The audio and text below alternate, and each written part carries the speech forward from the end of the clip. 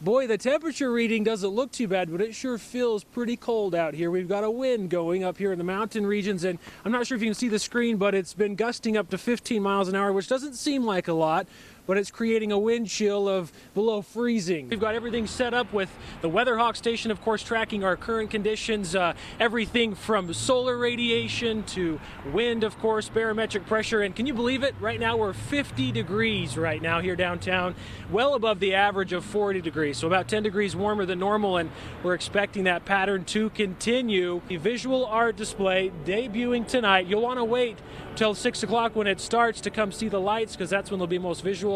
You can start to see them now. They're synchronized to music.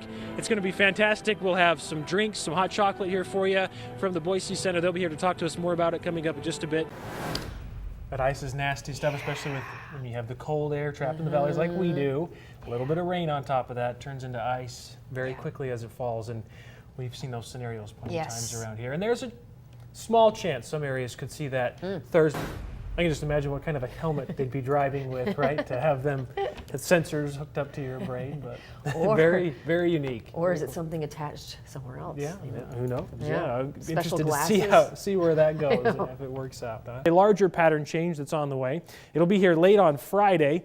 A wintry mix in the valley Friday late overnight into Saturday. Mountain valleys could see 1 to 3 inches of snow, mountains 3 to 6. Now these projections are early still, they could change, but at this point it looks like it's a fairly decent storm system. So breaking down what's happening in the atmosphere, so we have this area of low pressure down here which is impacting Southern California, bringing those heavy rains.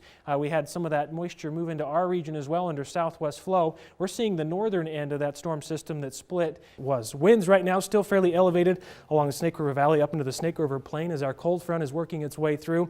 17-mile-an-hour winds still in Baker City, 14 in McCall. Mountain home northwest winds at 24 miles per hour. They should start to die off fairly quickly as our cold front, you can see the back edge of it there with the cloud cover, continues to push through southwest Idaho. So